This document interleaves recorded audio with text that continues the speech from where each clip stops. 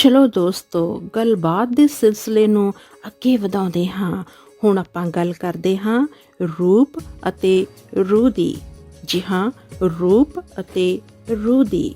ਮਾਪਿਆਂ ਦੀ ਇਸ ਤੋਂ ਵੱਡੀ ਦੇਣ ਹੋਰ ਕੀ ਹੋ ਸਕਦੀ ਹੈ ਜਦੋਂ ਉਹ ਆਪਣੇ ਬੱਚੇ ਨੂੰ ਇਸ ਸੱਚ ਦੇ ਰੂਬਰੂ ਕਰ ਦੇਣ, ਰੂਪ ਅਤੇ ਰੂਹ ਦੀ ਖੂਬਸੂਰਤੀ ਤੋਂ ਜਾਣੂ ਕਰਵਾ ਦੇਣ। ਮੈਂ ਧੰਨਵਾਦੀ ਹਾਂ ਆਪਣੇ ਮਾਪਿਆਂ ਦੀ, ਜਿਨ੍ਹਾਂ ਮੈਨੂੰ ਆਪਣੇ ਰੂਪ ਨਾਲੋਂ ਆਪਣੀ ਰੂਹ ਨੂੰ ਤਰਜੀਹ ਦੇਣ ਦਾ ਪਾਠ ਪੜ੍ਹਾਇਆ। ਰੱਬ ਕਰੇ ਇੰਜ ਰੂਹ ਨੂੰ ਨਿਖਾਰਨਾ ਹਰ ਇੱਕ ਦੇ ਹਿੱਸੇ ਦਾ ਭਾਗ ਬਣੇ। ਰੂਪ ਦੀ ਸੁੰਦਰਤਾ ਸਦੀਵੀ ਨਹੀਂ ਹੁੰਦੀ, ਰੂਹ ਦੀ ਸੁੰਦਰਤਾ ਸਦੀਵੀ ਹੁੰਦੀ ਹੈ। ਚਾਹ ਅਣਛੂਹੇ ਸੁਰਖ ਰੰਗਾਂ ਨੂੰ ਸਾਹੀਂ ਘੋਲੇ, ਚਾਹ ਅਣਛੂਹੇ ਸੁਰਖ ਰੰਗਾਂ ਨੂੰ ਸਾਹੀਂ ਘੋਲੇ, ਨੈਣਾ ਦੀ ਅਸਗਾਤਾ ਉਜਲੇ ਕੁੰਡ ਥੀਂ ਬੋਲੇ। ਉਜਲਾ ਕੁੰਡ ਜਾਣੀ ਅਜਿਹਾ ਮਹੀਨ ਪਰਦਾ ਜਿੱਥੋਂ ਤੁਸੀਂ ਖੁਦ ਸਾਰੀ ਦੁਨੀਆ ਨੂੰ ਵੇਖ ਸਕੋ ਤੇ ਦੁਨੀਆ ਤੁਹਾਡਾ ਉਹੀਓ ਪੱਖ ਵੇਖੇ ਜੋ ਤੁਸੀਂ ਉਹਨਾਂ ਨੂੰ ਦਿਖਾਉਣਾ ਚਾਹੁੰਦੇ ਹੋ।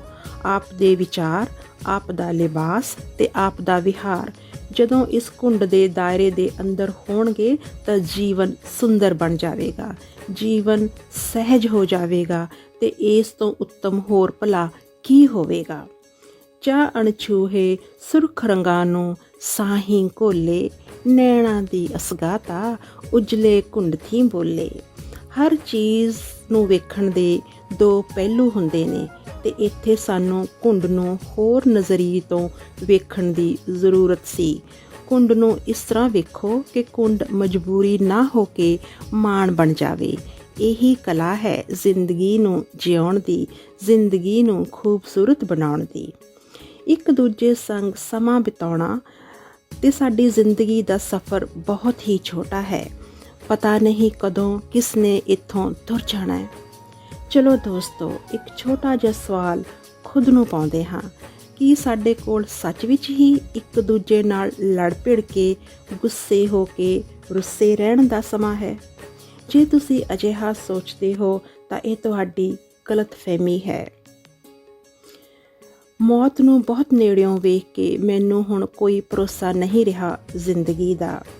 ਜਿਉਈ ਵੀ ਨਹੀਂ ਅਜੇ ਤੇ ਜ਼ਿੰਦਗੀ ਮੁੱਕ ਚੱਲੀ ਹੈ। ਕਾਸ਼ ਇੱਕ ਮੌਤ ਮਾਫ਼ ਹੁੰਦੀ। ਕਾਸ਼ ਅਜਿਹਾ ਅਹਿਸਾਸ ਹਰ ਸਾਹ ਲੈਂਦੇ ਇਨਸਾਨ ਨੂੰ ਹੋ ਜਾਵੇ ਤਾਂ ਕਿ ਉਹ ਜ਼ਿੰਦਗੀ ਨੂੰ ਜਿਉ ਸਕੇ, ਨਾ ਕਿ ਸਿਰਫ ਸਾਹ ਲਵੇ। ਇਹ ਜ਼ਿੰਦਗੀ ਤਾਂ ਪਿਆਰ ਕਰਨ ਲਈ, ਖੂਬਸੂਰਤ ਬਣਨ ਲਈ ਹੀ ਬਹੁਤ ਛੋਟੀ ਹੈ। ਫਿਰ ਇੱਥੇ ਨਫ਼ਰਤ, ਗੁੱਸਾ ਤੇ ਕੋਝਾ ਬਣਨ ਦਾ ਸਮਾਂ ਕਿਸ ਕੋਲ ਹੈ? ਤੁਹਾਡੇ ਕੋਲ ਹੈ? ਮੇਰੇ ਕੋਲ ਤਾਂ ਨਹੀਂ ਹੈ। ਇੱਥੇ ਮੈਂ ਆਪ ਨੂੰ ਇੱਕ ਛੋਟੀ ਜਿਹੀ ਕਹਾਣੀ ਸੁਣਾਉਂਦੀ ਹਾਂ। ਇੱਕ ਵਾਰੀ ਇੱਕ ਖੂਬਸੂਰਤ ਮੁਟਿਆਰ ਬੱਸ ਵਿੱਚ ਚੜ੍ਹੀ ਤੇ ਅਗਲੇ ਅੱਡੇ ਤੋਂ ਇੱਕ ਝਗੜਾਲੂ ਗੁਸੈਲ ਔਰਤ ਵੀ ਬੱਸ ਵਿੱਚ ਬੈਠ ਗਈ। ਝਗੜਾਲੂ ਤੇ ਗੁਸੈਲ ਹੋਣ ਦੀ ਤਖਤੀ ਉਸਨੇ ਆਪਣੇ ਗਲ ਵਿੱਚ ਨਹੀਂ ਪਾਈ ਹੋਈ ਸੀ, ਪਰ ਉਸਦਾ ਵਿਹਾਰ ਦਿਖਾ ਰਿਹਾ ਸੀ ਕਿ ਉਹ ਝਗੜਾਲੂ ਅਤੇ ਗੁਸੈਲ ਹੈ। ਉਹ ਉਸ ਖੂਬਸੂਰਤ ਮੁਟਿਆਰ ਦੇ ਕੋਲ ਸੀਟ ਉੱਤੇ ਧੱਕਾ ਜਿਹਾ ਮਾਰਦੀ ਬਹਿ ਗਈ। ਉਸ ਕੋਲ ਕਈ ਝੋਲੇ ਤੇ ਨਿਕਸੁਕ ਚੁੱਕਿਆ ਹੋਇਆ ਸੀ।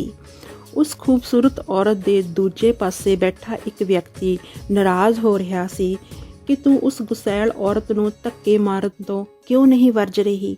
ਤੂੰ ਚੁੱਪ ਕਿਉਂ ਬੈਠੀ ਹੈ? ਤਾਂ ਉਸ ਖੂਬਸੂਰਤ ਮੁਟਿਆਰ ਨੇ ਮੁਸਕਰਾਉਂਦਿਆਂ ਕਿਹਾ ਕਿ ਜ਼ਰੂਰੀ ਨਹੀਂ ਕਿ ਅਜਿਹੀਆਂ ਫਾਲਤੂ ਤੇ ਨਿਗੂਣੀਆਂ ਗੱਲਾਂ ਤੇ ਬਹਿਸ ਤੇ ਝਗੜਾ ਕੀਤਾ ਜਾਵੇ। ਸਾਡਾ ਸਫ਼ਰ ਤਾਂ ਵੈਸੇ ਹੀ ਬਹੁਤ ਛੋਟਾ ਹੈ। ਮੈਂ ਤਾਂ ਅਗਲੇ ਬੱਸ ਅੱਡੇ ਤੇ ਹੀ ਉਤਰ ਜਾਣਾ ਹੈ। ਦੋਸਤੋ, ਜੇ ਅਸੀਂ ਇਸ ਕਹਾਣੀ ਨੂੰ ਗੌਰ ਨਾਲ ਵਾਚੀਏ ਤੇ ਵਿਚਾਰੀਏ ਤਾਂ ਅਸੀਂ ਕਹਿ ਸਕਦੇ ਹਾਂ ਕਿ ਸੱਚੀ ਸਾਡਾ ਸਫ਼ਰ ਬਹੁਤ ਹੀ ਛੋਟਾ ਹੈ। ਪਤਾ ਨਹੀਂ ਕਿਸ ਨੇ ਕਿੱਥੇ ਤੇ ਕਦੋਂ ਉਤਰ ਜਾਣਾ ਹੈ। ਫਿਰ ਚਾਹੇ ਉਹ ਸਾਡੇ ਤੋਂ ਵਡੇਰੀ ਉਮਰ ਦਾ ਹੋਵੇ ਜਾਂ ਸਾਡੇ ਤੋਂ ਬਹੁਤ ਛੋਟਾ। ਪਤਾ ਨਹੀਂ ਸਾਡਾ ਇਹ ਸਾਥ ਕਦੋਂ ਮੁੱਕ ਜਾਣਾ ਹੈ ਤੇ ਫਿਰ ਭਲਾ ਕਿਉਂ ਅਸੀਂ ਸਾਡੇ ਵਕਤ ਤੇ ਜ਼ਿੰਦਗੀ ਨੂੰ ਘਸਮੈਲਾ ਕਰਦੇ ਰਹਿੰਦੇ ਹਾਂ, ਲੜਾਈਆਂ ਝਗੜਿਆਂ ਨਾਲ, ਬਹਿਸ ਕੇ ਤੇ ਦੂਜਿਆਂ ਵਿੱਚ ਗਲਤੀਆਂ ਕੱਢ ਕੇ, ਦੂਜਿਆਂ ਨੂੰ ਬੁਰਾ ਕਹਿ ਕੇ। ਕਿਉਂ ਅਸੀਂ ਆਪਣਾ ਸਮਾਂ ਤੇ ਊਰਜਾ ਵਿਅਰਥ ਗਵਾਉਂਦੇ ਹਾਂ। ਕਦੇ ਕਿਸੇ ਨੂੰ ਇਸ ਹੱਦ ਤੱਕ ਨਜ਼ਰਅੰਦਾਜ਼ ਨਾ ਕਰੋ ਕਿ ਵਕਤ ਉਸ ਨੂੰ ਆਪ ਦੇ ਬਿਨਾਂ ਰਹਿਣਾ ਸਿਖਾ ਦੇਵੇ। ਕੀ ਕਿਸੇ ਨੇ ਆਪ ਦਾ ਦਿਲ ਦੁਖਾਇਆ ਹੈ? ਸ਼ਾਂਤ ਰਹੋ। ਜ਼ਿੰਦਗੀ ਬਹੁਤ ਛੋਟੀ ਹੈ, ਸਫ਼ਰ ਮੁੱਕਣ ਹੀ ਵਾਲਾ ਹੈ। ਕੀ ਕਿਸੇ ਨੇ ਆਪ ਨੂੰ ਧੋਖਾ ਦਿੱਤਾ, ਬੇਇੱਜ਼ਤ ਕੀਤਾ? ਸ਼ਾਂਤ ਰਹੋ, ਉਸ ਨੂੰ ਮਾਫ਼ ਕਰ ਦੇਵੋ ਜੀਓ। ਉਹ ਤਾਂ ਖੁਦ ਤਰਸ ਦਾ ਪਾਤਰ ਹੈ ਜੋ ਅਜਿਹਾ ਕਰ ਰਿਹਾ ਹੈ। ਅਜਿਹਾ ਉਹੀਓ ਕਰਦਾ ਹੈ ਜਿਸ ਨੂੰ ਅਜੇ ਤੀਕ ਇਹ ਸਮਝ ਨਹੀਂ ਆਇਆ ਕਿ ਪਤਾ ਨਹੀਂ ਕਿਸ ਨੇ ਕਦੋਂ ਤੁਰ ਜਾਣਾ ਹੈ। ਜ਼ਿੰਦਗੀ ਬਹੁਤ ਛੋਟੀ ਹੈ, ਸਫ਼ਰ ਮੁੱਕਣ ਹੀ ਵਾਲਾ ਹੈ। ਤੇ ਉਸ ਨੂੰ ਆਪਣੀ ਨਫ਼ਰਤ ਤੇ ਆਪਣੇ ਗੁੱਸੇ ਤੋਂ ਹੀ ਵੇਲ ਨਹੀਂ ਮਿਲਦੀ। ਚਾਹੇ ਕੋਈ ਆਪ ਨੂੰ ਕਿੰਨੀ ਵੀ ਤਕਲੀਫ ਦੇਵੇ, ਤੁਸੀਂ ਯਾਦ ਰੱਖਣਾ ਹੈ ਕਿ ਜ਼ਿੰਦਗੀ ਬਹੁਤ ਛੋਟੀ ਹੈ, ਸਫ਼ਰ ਮੁੱਕਣ ਹੀ ਵਾਲਾ ਹੈ। ਆਓ ਆਪਣੇ ਰੁੱਸਿਆਂ ਨੂੰ ਮਨਾਈਏ। ਜੇ ਮੈਂ ਆਪ ਜੀ ਦਾ ਦਿਲ ਦੁਖਾਇਆ ਹੈ ਤਾਂ ਕਿਰਪਾ ਕਰਕੇ ਮੈਨੂੰ ਮਾਫ਼ ਕਰ ਦੇਵੋ, ਤੇ ਜੇ ਤੁਸਾਂ ਨੇ ਮੇਰਾ ਦਿਲ ਦੁਖਾਇਆ ਹੈ ਤਾਂ ਮੈਂ ਤਾਂ ਪਹਿਲਾਂ ਹੀ ਆਪ ਨੂੰ ਮਾਫ਼ ਕਰ ਦਿੱਤਾ ਹੈ ਜੀਓ। ਆਓ ਇੱਕ ਦੂਜੇ ਦਾ ਆਦਰ ਕਰੀਏ, ਸੁਹਿਰਦ ਬਣੀਏ, ਖੂਬਸੂਰਤ ਬਣੀਏ। ਰੂਪ ਨੂੰ ਨਿਖਾਰਨ ਤੋਂ ਪਹਿਲਾਂ ਰੂਹ ਨੂੰ ਨਿਖਾਰੀਏ, ਕਿਉਂਕਿ ਜ਼ਿੰਦਗੀ ਦਾ ਸਫ਼ਰ ਪਤਾ ਨਹੀਂ ਕਦੋਂ ਤੇ ਕਿੱਥੇ ਮੁੱਕ ਜਾਵੇ।